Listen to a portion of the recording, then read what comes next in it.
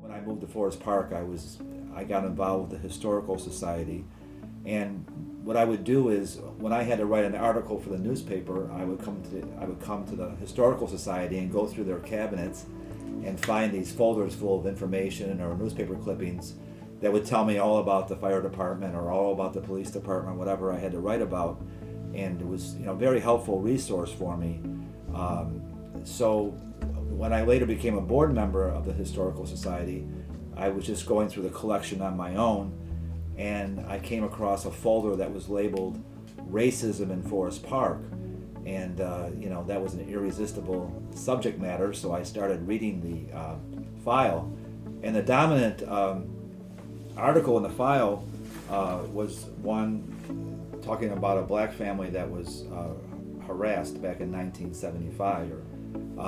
They were a young family. The father, Ezra Buckner, I think was 24 years old at the time.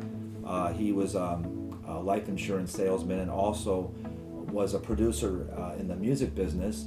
And his wife, Patricia, I think she was only 22 and she was pregnant at the time. And she had a older daughter named Tanya and a younger daughter named Shonda. And they bought the house at 1001 Ferdinand in Forest Park. My name is Ezra Buckner, born and raised on the west side of Chicago. I was married, 2 children, and expecting a third. We had lived in Forest Park for, I would say, roughly a year and a half in an apartment complex. Never had any problem, ran into any complications at all. And at the time that my wife was, before she was getting ready to have our third child, I decided that I would buy a home. And not realizing that there was a distinct difference in renting versus buying. And I found that out immediately in Forest Park. There was shots fired at them. There was graffiti on their garage. The poor Mrs. Buckner lived in fear of her life.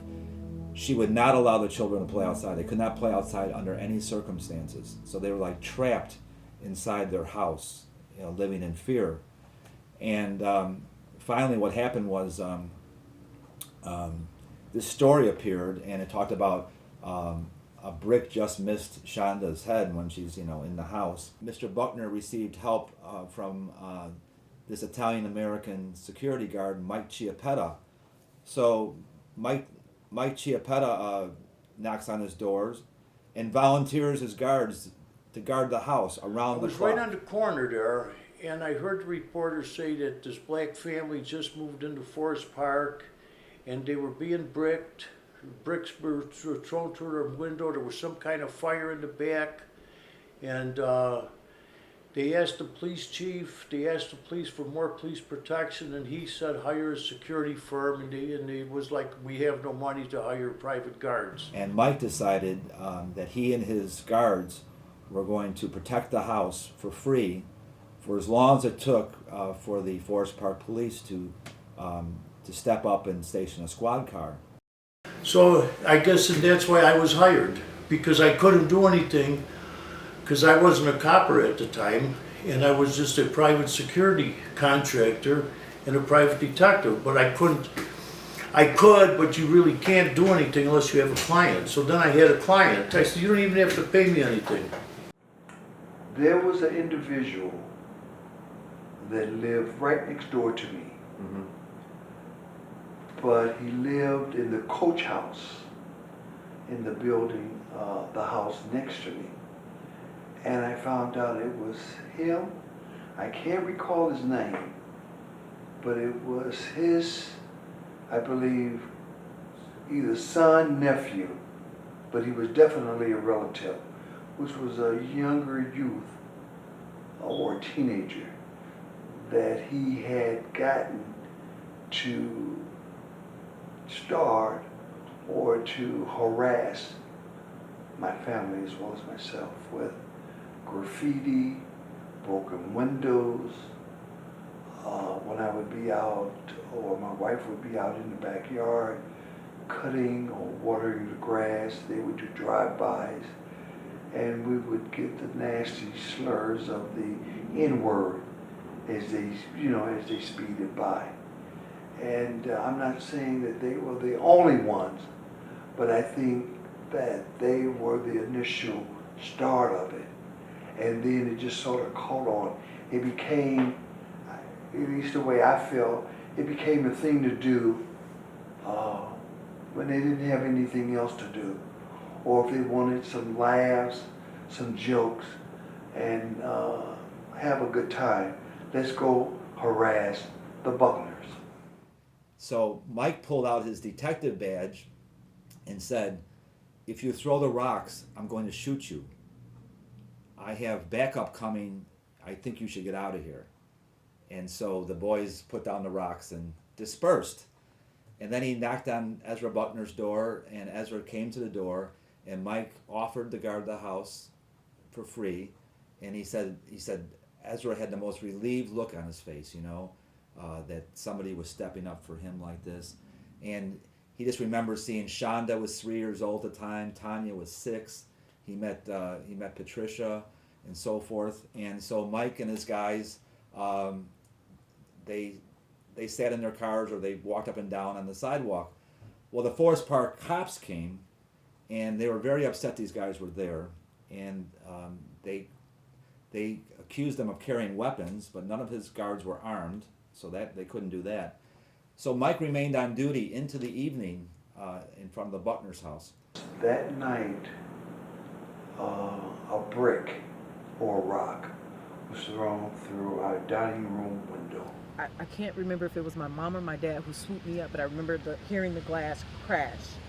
And that's when my parents came and swooped me up from the lid, because it came through the front. I always wondered, what does a guy do when he's getting bricked and his bricks are coming through your window and you've got your kids there?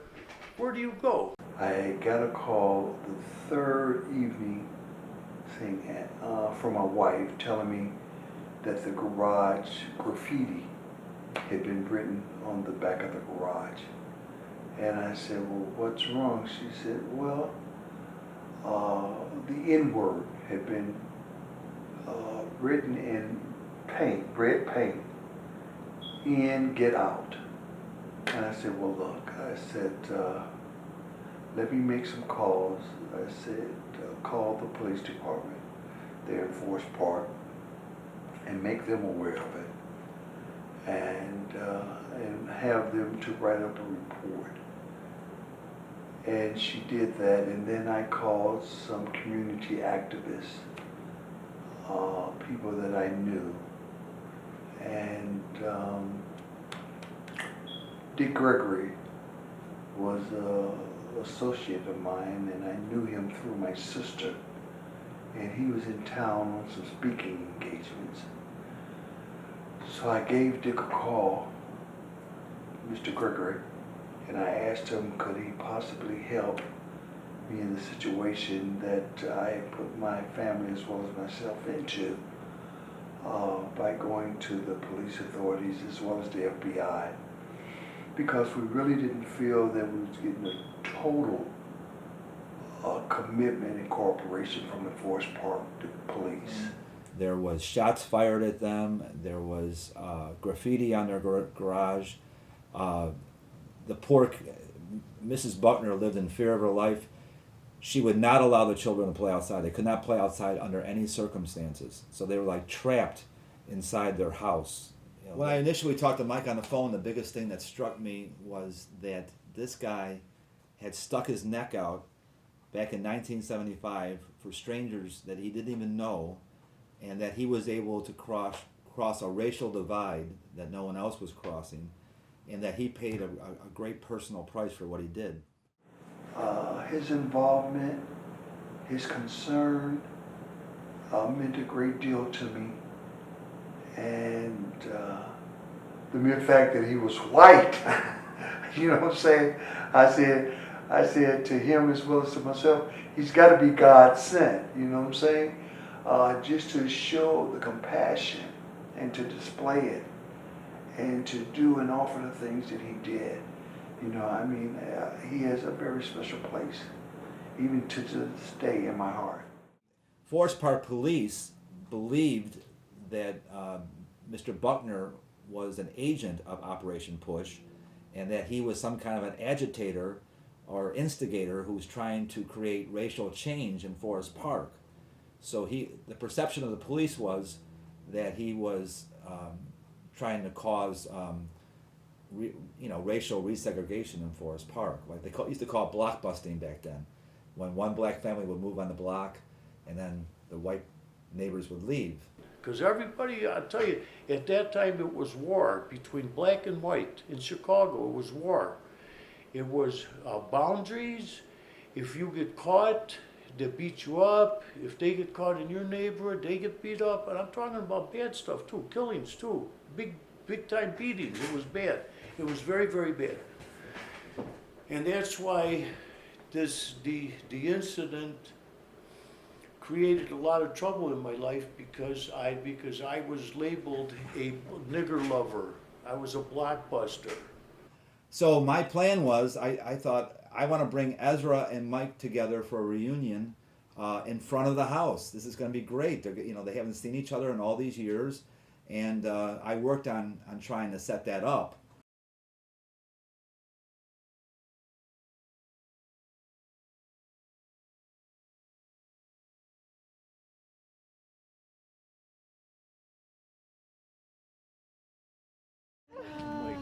Hi, Mike. How are you? Can I have a hug? Thank you so much. How are you?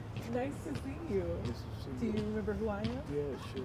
I was the baby. Yeah, how are you, Miss? I am so hugs. Thank you so much. I'm shaking. We're all grown up now, right? Yeah. We're not little bitty babies. This is the house. Yeah, it was amazing to be back here because I've been back to Chicago several times. I've even been out to the area, but I'd come down Roosevelt or I'd be on North Avenue. This is the first time I've been back. This is This is the first time I've been 'Cause back. It's just, I never it was came so back. traumatic. Yeah. And there were times I was like, I want to go see the house.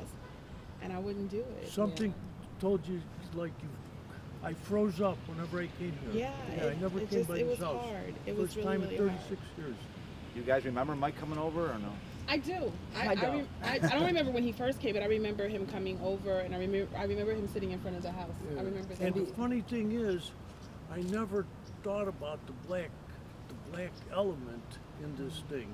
It was just my daughters were the same age, and I just kissed them goodbye at my house on North Avenue in Harlem. I was coming down this way, and that's what I heard on the radio, and it was an impulse. A lot of everything else that happened was anonymous. Bricks through the window, like I said, the firebombing of the garage, Letters in the mail. phone calls, A lot of things. Yeah, the hang-ups. the hang-ups, and other slurs that they would say to my mom. And she was pregnant at the time with my brother, and they told her she would never deliver a baby. And it was She hard. would literally be bawling while my dad was at work because she was an at-home mom at the time, and she would hang up the phone and slam it, and she would just start crying. And like I said, she just tried to keep us comforted. But as soon as my dad got home, she just told him everything, and it was so many phone calls. Like the phone just kept ringing and hang up to the point where we just had to unplug our phones. Unplug the phones. I remember doing that. How did the Forest Park Police finally step up? I think they were put in a After position where they had to. So yeah, it got media coverage, and I think that's really what started to make the change because people were becoming more aware. So ironic about me being here today is because our dad passed away. I'm so sorry. Sorry.